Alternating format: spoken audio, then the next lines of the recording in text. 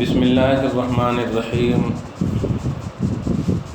نحمده ونصلی ونسلم علی حبیبہ الکریم الامین العزیز الرؤوف الرحیم اما بعد فاعوذ باللہ من الشیطان الرجیم بسم اللہ الرحمن الرحیم الذین آتیناہم الکتاب یعرفونہ کما یعرفون ابناءہم وَإِنَّ فَرِيقًا مِّنْهُمْ لَيَكْتُمُونَ الْحَقَّ وَهُمْ يَعْلَمُونَ صدق اللہ العظیم۔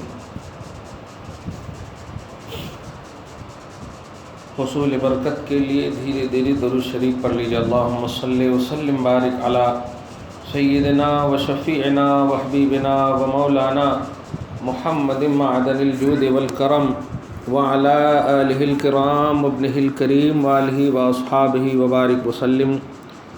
صلاۃ و سلام علیک یا حبیبی یا سیدی یا رسول اللہ صلی اللہ تعالی علیہ وسلم۔ سورہ بقرہ پارہ نمبر 2 کا درس جاری ہے۔ آج کی آیت کریمہ میں نہایت ہی عقیدہ کی اہم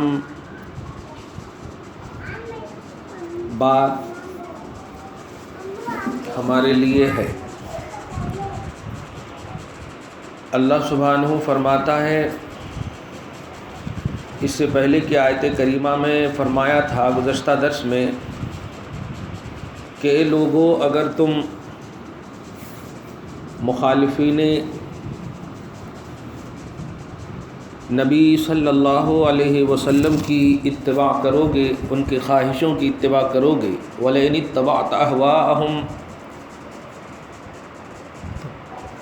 نتیجہ کے طور پہ فرمایا تھا إِنَّكَ إِذًا لَمِنَ الظَّالِمِينَ، تو ظالموں میں سے ہو جاؤ گے۔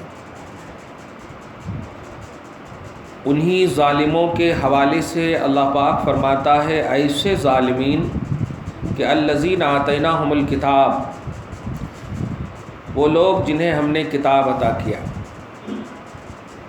جنہیں ہم نے کتاب عطا کیا،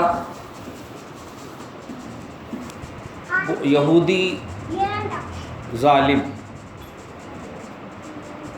رسول اعظم صلی اللہ علیہ وسلم کی تحویل قبلہ کے حوالے سے اتباع نہ کرنے والے،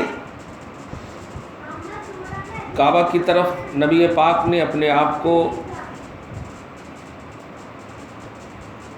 جب پلٹا تو اللہ پاک نے فرما دیا تھا کہ کفر و ایمان کی تمیز کے لیے میں نے یہ کیا ہے کہ کون نبی کا ہوتا ہے، کون نبی کو چھوڑتا ہے۔ چھوڑنے والوں کو اللہ پاک نے ظالمین کہا، اور انہی ظالمین کا ایک اہم انٹروڈکشن اور ایک اہم تعارف فرما رہا ہے، الذین آتیناہم الکتاب، یہ وہ لوگ ہیں جنہیں ہم نے کتاب عطا کیا۔ کتاب یعنی توریت، یا تو یہ صاحبان توریت ہیں یا صاحبان انجیل ہیں، یعنی کتاب والے ہیں۔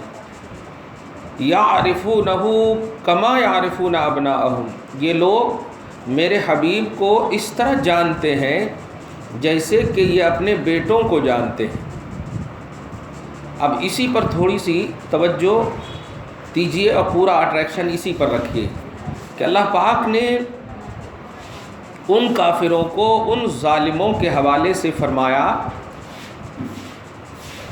ان کافرین اور ظالمین کے حوالے سے فرمایا کہ یہ وہ کافرین اور ظالمین ہیں، یہ وہ دشمنان نبی ہیں، یہ وہ مخالفین نبی ہیں، یہ وہ ہیں جو میرے حبیب کو اس طرح جانتے ہیں جیسے وہ اپنے بیٹوں کو جانتے ہیں۔ آپ ذرا سی توجہ دیں تو اللہ پاک یہ بھی کہہ سکتا تھا جیسے وہ اپنے آپ کو جانتے ہیں، جیسے وہ باپ کو جانتے ہیں، جیسے وہ دادا پردادا کو جانتے ہیں، کہ اپنے بیٹوں کو جانتے ہیں۔ یہ اصل تشبیہ جو دی گئی ہے وہ اس لیے دی گئی ہے کہ اپنی اولاد کو پہچاننے میں والدین کبھی بھی چوک نہیں کرتے ہیں۔ ماں باپ جو ہوتے ہیں اپنی اولاد کو پہچاننے میں چک نہیں کرتے، ان کو 100% یقین رہتا ہے کہ میری اولاد کون ہے، میرا بیٹا کون ہے، میری بیٹی کون ہے۔ تو یہ کمال یقین کی بنیاد پر فرمایا گیا کہ جس طرح یہ اپنی اولاد کو پہچاننے میں چپ نہیں کر سکتے، ایسے ہی میرے حبیب کو یہ پہچانتے ہیں، لیکن دف ہے ان کی زندگی پر، افسوس ہے ان کی زندگی پر، اف ہے ان کی زندگی پر کہ اتنی کڑی معرفت رکھنے کے باوجود یہ ایسے حقیقی معرفت اور اچھی معرفت رکھنے والے لوگ مصطفیٰ جان رحمت اور میرے حبیب کو فالو نہیں کر رہے ہیں، مان نہیں رہے ہیں۔ اس سے ایک زبردست عقیدہ آپ کو ہم کو یہ ملا کہ دین کو جاننا، دین کا علم حاصل رکھنا، نبی کو جاننا، نبی کا علم حاصل رکھنا، خدا کو جاننا، خدا کا علم رکھنا، یہ ہمارے لیے کافی نہیں ہے، بلکہ ان سب کو ماننا اور ان کو فالو کرنا یہ ہمارے لیے ضروری ہے۔ صرف نبی کو جاننے کی بات کریں، جیسے کہ آج تھوڑا سی معاشرہ کا جائزہ لیجئے، ہمیں یہ معلوم ہے، ہمیں وہ معلوم ہے، قرآن میں یہ ہے، حدیث میں یہ ہے، حدیث میں وہ ہے، قرآن میں یہ ہے، اس طرح کی جو باتیں کرتے ہیں یہ سب باتیں نالج اور علم اور جاننے سے تعلق رکھتی ہیں۔ تو جاننے کی جو باتیں ہوتی ہیں، اللہ پاک نے اس آیت کریمہ میں ہمیں ایک ذہن دیا کہ جاننا تمہارے لیے کافی نہیں، علم حاصل کرنا تمہارے لیے کافی نہیں، معرفت تمہارے لیے کافی نہیں، بلکہ جس چیز کو تم جان رہے ہو اس چیز کو مانو، یعنی اس پہ عمل کرو جس کو بولتے ہیں۔ تو وہ کفار اگر نبی کو وہ جانتے ہیں اپنی اولاد کی طرح، یعنی ایسے جیسے وہ اپنی اولاد کو جانتے ہیں ایسے ہی نبی کو جانتے ہیں، تو اگر وہ جاننے پر عمل کرتے، یعنی نبی کو وہ فالو کر لیتے، مان لیتے، تو پھر وہ صحابہ کرام کے زمرے میں آ جاتے، صحابہ کرام کی کیٹیگری میں آ جاتے۔ تو آپ کو بھی ہم کو یہی ذہن ہمیشہ رکھنا چاہیے کہ جو لوگ صرف علم کی بنیاد پر آپ کو کہیں کہ قرآن میں نہیں ہے، حدیث میں نہیں ہے، وہ اس طرح سے کاملیت کے ساتھ کامیاب نہیں ہو سکتے جب تک کہ وہ قرآن کو فالو نہ کریں، صاحب قرآن محمد عربی صلی اللہ علیہ وسلم کو فالو نہ کریں، ان کو مانے نہیں۔ عام زبان میں بولیں، سب سے پہلے آپ کو اللہ کی ذات کو ماننا ہے، رسول پاک کی ذات کو ماننا ہے، پھر آپ کو علم اور نالج کی بات کرنی ہے۔ علم اور نالج آپ کا ہرگز کام نہیں آ سکتا جب تک کہ آپ جس کے بارے میں علم حاصل کیے، مثلا توحید یا مثلا رسالت، اس وقت تک آپ کو کامیابی نہیں ملے گی جب تک کہ آپ توحید اور رسالت کے حامل یعنی خدا پاک اور رسول پاک صلی اللہ علیہ وسلم کو فالو نہ کر لیں، مان نہ لیں۔ عنوان یہ دیں آپ اس آیت کریمہ کے حوالے سے کہ ایمان کے لیے جاننا ضروری نہیں ہے، ماننا ضروری ہے۔ اللہ اور رسول کو جاننا ضروری نہیں، ماننا ضروری ہے۔ کوئی بھی یہ نہیں کہہ سکتا کہ ہم کامل طور پر اللہ کو جانتے ہیں یا رسول کو جانتے ہیں۔ جب صحابہ کرام میں افضل البشر ابو بکر صدیق کو اللہ کے رسول نے فرما دیا، اے ابو بکر میری حقیقت میرے رب کے سوا کوئی نہیں جانتا، تو اب تو جب صحابہ کرام جو صبح و شام نبی کے ساتھ رہنے والی ذات کا نام ہے وہ مصطفیٰ کو نہ جان سکی، تو بعد والے خصوصاً ہم لوگ کیا جان سکتے ہیں؟ اسی لیے جاننے کو ایمان اور جاننے کو کامیابی نہیں کہا گیا۔ جانتے تو کفار بھی تھے، جانتے ظالمین بھی تھے۔ کیا ابو جہل نہیں جانتا تھا؟ عتبہ شیبہ نہیں جانتا تھا؟ ارے جانتا نہیں تھا تو وہ معجزہ کیوں مانگتا تھا؟ اے محمد ہاتھ میں کیا ہے؟ اے محمد چاند کے 2 ٹکڑے کرو۔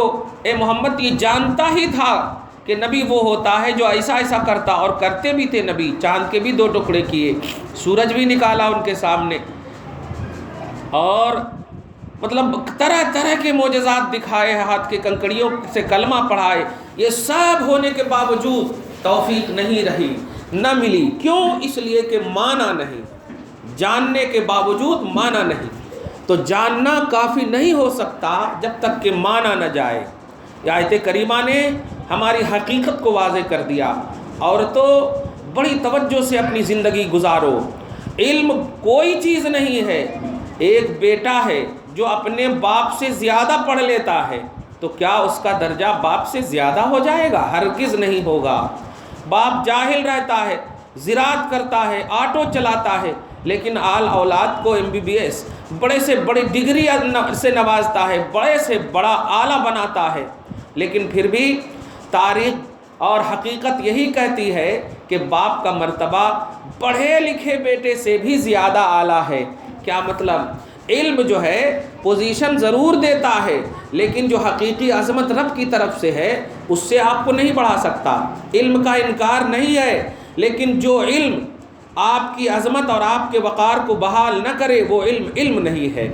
آپ کی عظمت اور آپ کے وقار کی بحالی یہ ہے کہ آپ جس چیز کا بھی علم حاصل کریں اس پر عمل کریں۔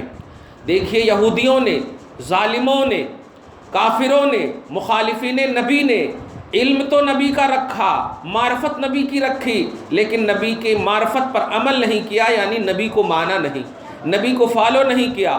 اللہ پاک نے انہیں ظالمین کی کیٹیگری میں کر دیا اور مطلب یہ کہ جہنمی بنا دیا۔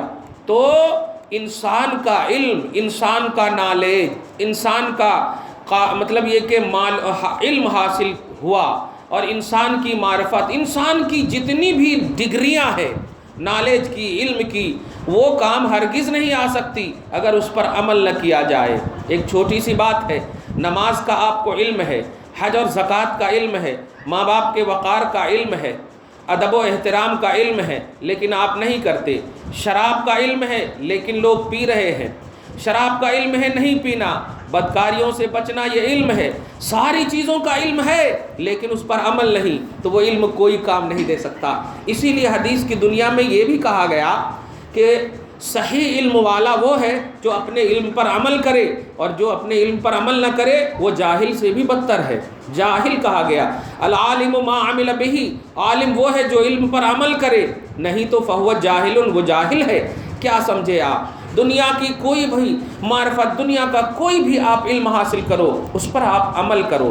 اچھا، یہاں پر علم سے مراد ایسا نہیں ہے کہ آپ اس پر عمل کرو، کہ عمل کرو سے مراد یہ ہے کہ آپ دنیاوی وہ علوم جیسے کہ جو شریعت کے خلاف ہے۔ اب چھوٹی سی مثال، کالج کی دنیا میں آپ پڑھتی ہیں کہ انسان بندر سے پیدا ہوا ہے، انسان بندر سے پیدا ہوا ہے، حالانکہ حقیقت یہ ہے، اسلام میں یہ ہے کہ بندر انسان سے پیدا ہوا۔ پارہ نمبر 1 میں آپ پڑھی ہوں گے، کونوا قردۃ خاسئین، موسیٰ کی قوم کو اللہ پاک نے کہا قردۃ، قردۃ مانے بندر، خاسئین ذلیل اور خوار ہو کر تم بندر ہو جا۔ تو دیکھا انسان کو اللہ نے بندر بنایا، بندر سے انسان نہیں، انسان اشرف المخلوقات ہے اور بندر اشرف المخلوقات نہیں ہے، وہ جانور ہے۔ تو اشرف المخلوقات کو جانور سے پیدا کرے گا ایسا نہیں، وہ حضرت آدم کی اولاد ہیں اور آدمی ہیں، لہٰذا مرد و عورت کو اشرف المخلوقات آدم علیہ السلام کی آدم علیہ السلام کی اولاد ہونے کی بنیاد پر، رسول اعظم صلی اللہ علیہ وسلم کی بنیاد پر ہے۔ خیر، تو وہ علم جو آپ کے دین کے لیے مخالف نہ ہو، اس علم پر آپ کو عمل کرنا ہے۔ کوئی بھی نالج، کوئی بھی قانون، کوئی بھی کانسٹیٹیوشن، کوئی بھی مذہب، کوئی بھی تعلیم ہرگز ماں باپ کی بے ادبی کا درس نہیں دیتا۔ کوئی بھی ایجوکیشن کی جگہ کبھی بھی نہیں کہتا ماں باپ کے خلاف جاؤ، یہ اسلام بھی یہی کہتا۔ لہٰذا اگر کوئی دنیاوی تعلیم بھی یہی کہے تو اب اس کو ریلیٹڈ آف اسلام کرتے ہوئے اس پر عمل کریں گے۔ غرض ہے کہ اس آیت کریمہ نے ظالمین کے ڈیفینیشن کے حوالے سے یہ ذہن دے دیا کہ سنو، ظالمین کو ہم نے کتاب دیا، کتاب کا اس نے علم حاصل کیا، اور علم بھی ایسا کہ میرے حبیب کو ایسا جانتے تھے جیسے کہ وہ اپنے بیٹوں کو جانتے تھے۔ علم اور معرفت میں یہی فرق ہے کہ علم بولتے ہیں بس تھوڑا بہت، مطلب یہ کہ کمپلیٹلی جاننے کو نہیں، اور معرفت بولتے ہیں کمپلیٹلی جاننے کو۔ اللہ پاک نے یعرفونہ کما یعرفون ابناءہم کہا کہ یہ ظالمین وہ ہیں جو معرفت رکھتے ہیں، مطلب کمپلیٹلی جانتے ہیں نبی کو، پھر بھی کسی بھی طرح سے وہ نبی کو مان نہیں رہے ہیں، نبی کو فالو نہیں کر رہے ہیں، نبی کا اتباع نہیں کر رہے ہیں۔ کیا مطلب ہوا؟ نفسانیت پر چلنے والے، خواہشات پر چلنے والوں کو علم فائدہ نہیں دیتا ہے، خواہشات کی تکمیل کرنے والوں کو علم فائدہ نہیں دیتا ہے۔ کیا ابو بکر سے بھی کوئی بڑا ہوگا مطلب یہ کہ امت محمدیہ میں عالم؟ نہیں۔ عمر سے ہوگا؟ نہیں۔ خلفائے راشدین، اللہ کے رسول نے فرمایا میری سنت اور میرے بعد میرے خلفائے راشدین دونوں کی سنت کو تھامے رہنا۔ کیا سمجھے آپ؟ رسول پاک نے شریعت کا معیار بنایا ہے ابو بکر و عمر اور عثمان و علی کو، خلفائے راشدین ہیں، شریعت کی بنیاد بنایا ہے، شریعت کا معیار بنایا ہے، شریعت کے حصول کا ذریعہ بنایا ہے۔ فرمایا کہ میرے بعد میری سنت کو بھی ماننا، میں اور خلفائے راشدین کی بھی سنت کو ماننا۔ لیکن ان حضرات کے وفور علم اور کثرت علم کے باوجود، اتنا علم حاصل رکھنے اور کرنے کے باوجود، جب ہم ادب و احترام کا تعلق دیکھتے ہیں تو قرآن کی جب آیت اترتی، اے ایمان والو اپنے حبیب کے، اپنے نبی کی آواز پر اپنی آواز کو بلند نہ کرنا، تو ابو بکر صدیق اپنے نالج پہ عمل نہیں کرتے، اپنے لاجک پر عمل نہیں کرتے، بلکہ قرآن کی اور شریعت محمدی آیت قرآنی پر اس طرح عمل کرتے کہ اللہ پاک کے یہ بندے اپنے منہ میں کنکڑی رکھ لیتے تھے تاکہ رسول کی بارگاہ میں آواز بلند نہ ہو۔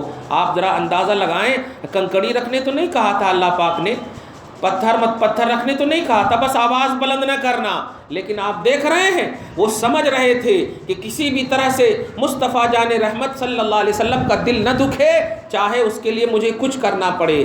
اب اس سے ایک بات یہ بھی معلوم ہوا کہ اللہ پاک کا سب سے زیادہ مقصد سمجھنے والی ذات صحابہ کرام ہیں۔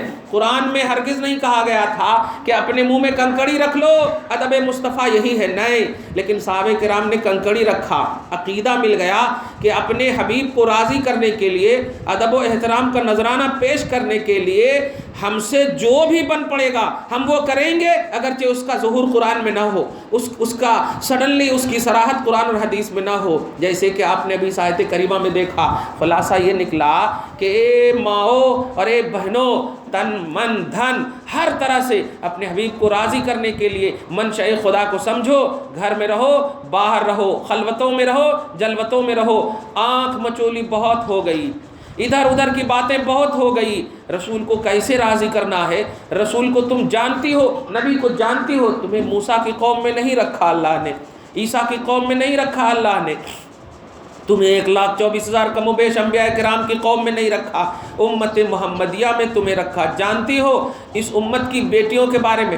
حالانکہ بتائیے حضرت آدم سے لے کے عیسیٰ تک بھی تو عورتیں ہیں دنیا میں، لیکن آج ان عورتوں کا تذکرہ نہیں ہوتا۔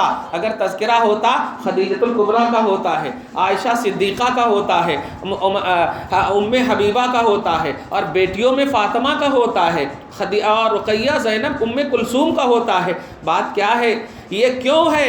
جواب ملا، امت کی یہ وہ بیٹیاں ہیں، امت کی یہ وہ مائیں ہیں، امت کی یہ وہ عورتیں ہیں جن پر رشک کرتے ہیں فرشتے، رشک کرتا ہے اللہ تبارک تعالیٰ اور سلام بھیجتا ہے۔ تاریخ آپ اٹھا کر دیکھو، حضرت خدیجۃ الکبریٰ کی بارگاہ میں سلام بھی بھیجا مولا نے، خوشخبری بھی دیا اللہ نے کہ اے حبیب آج خدیجہ کو سنا دو میری طرف سے سلام، اور انہیں ایک ایسی جنت کی بھی بشارت دے دو جس جنت میں کوئی شور نہیں ہوگا۔ یہاں تو بہت تکلیف ہوئی ہے، یہاں تو آپ کے پیٹ پہ پتھر باندھنے سے جو دل دکھا ہے، یہ سب دیکھا، یہ سب پریشانیاں دیکھی، یہ سب جھیلی ہیں نا، ان کو خوشخبری سنا دو۔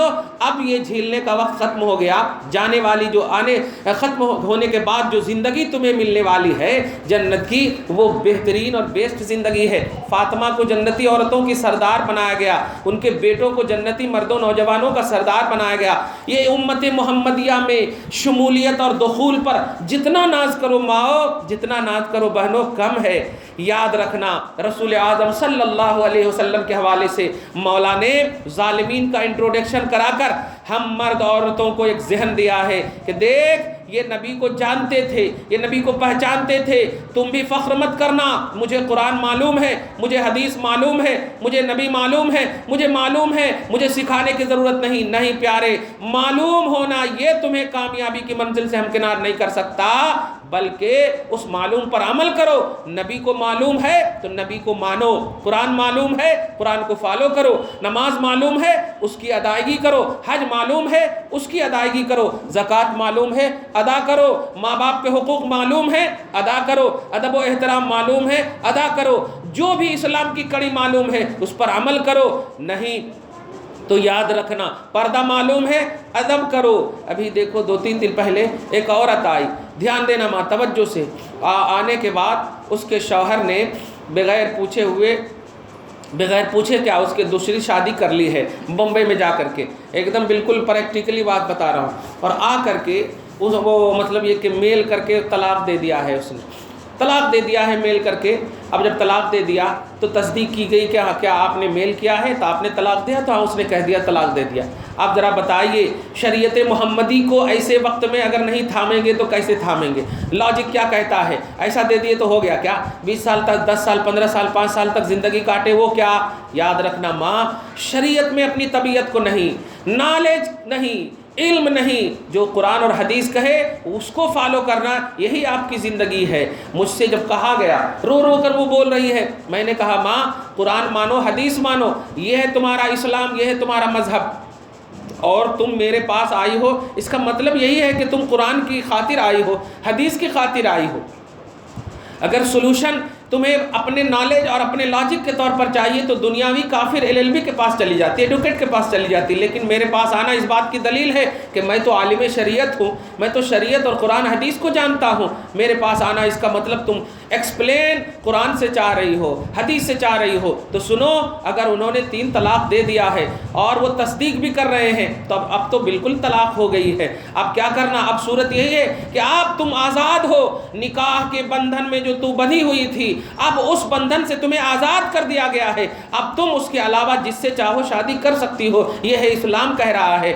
اور اگر تم چاہو کہ نہیں ایک شوہر کے ساتھ ہم نے زندگی کاٹی، اب دوسرے کے پاس کیسے، تو اس کو میں نے بہت طریقے سے سمجھایا کہ کیا دوسرے کے پاس جانا یہ تمہارے لیے مطلب ناراضگی کا ذریعہ ہے، اور یہ تمہارے لیے، یہ تمہارا لاجک کہہ رہا ہے۔ اٹھا تاریخ اسلام، میرے مصطفیٰ کی 25 سال کی جوانی ہے اور میرے آقا ایسی عورت سے پہلی شادی کر رہے ہیں جس عورت کی 2 شادی آلریڈی ہو چکی اور بچے بھی ہو چکے ہیں، حضرت خدیجہ الکبریٰ، اور 40 سال کی عمر ہے، 40 سال کی عمر ہے، میرے آقا ایسے سے شادی کر رہے ہیں۔ اب بتائیے وہ ام المؤمنین خدیجہ الکبریٰ، بچے بھی ہو چکے ہیں، تو کیا اسلام میں مصطفیٰ جان رحمت نے دوسرے کے پاس سوئی ہوئی اور بچے پیدا کی ہوئی عورت سے شادی کرنا اگر غلط ہوتا تو کیا یہ چیز رسول پاک کبھی کرتے؟ نہیں، یہ تمہارا لاجک کہہ رہا ہے، یہ تمہاری فکر کہہ رہی ہے، یہ تمہاری عقیدت کہہ رہی ہے کہ ایسا نہیں ہو سکتا۔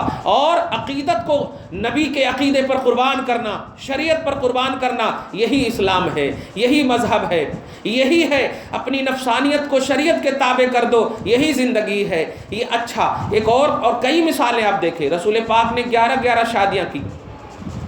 اب شادیاں کا لفظ تو خاص طور سے حیدرآباد کی زبان میں دیکھیں تو بہت ایک دم انجوائے، خوشی حاصل کرنا، لیکن نہیں ماں، میرے آقا نے جتنی بھی شادی کی ہے، عائشہ صدیقہ کو چھوڑ کر کے، 1 بیوی یا 2 بیوی کو چھوڑ کر کے ساری بیویاں یا تو 1 شادی یا کسی کی 2 شادی، اس طرح سے، یعنی ہر بیویاں شادی شدہ اور یا تو مطلقہ ہیں یا ان کے شوہر مطلب یہ کہ انتقال کر گئے ہیں، ایسوں سے آپ نے شادی کی ہے۔ توجہ دے رہے ہیں آپ؟ اگر شادی انجوائے کا نام ہوتا تو کیا انجوائے مطلب ایجنٹ عمر والی سے کرنے کا نام انجوائے ہے؟ نہیں، میرے آقا نے بیوہ کو عزت دینے کے لیے شادی کیا ہے، احترام نسوانیت کے لیے شادی کیا ہے۔ رسول پاک نے عورتوں کو وہ مقام دینے کے لیے شادی کیا کہ عورتوں، جس عورت کا کوئی نہیں ہوتا اس کا مذہب اسلام ہوا کرتا ہے، اس کا مذہب اسلام کا بانی محمد ہوا کرتا ہے۔ بیوہ کو تم برا مت سمجھنا، مطلقہ کو تم برا مت سمجھنا، طلاق شدہ عورتوں کو برا مت سمجھنا۔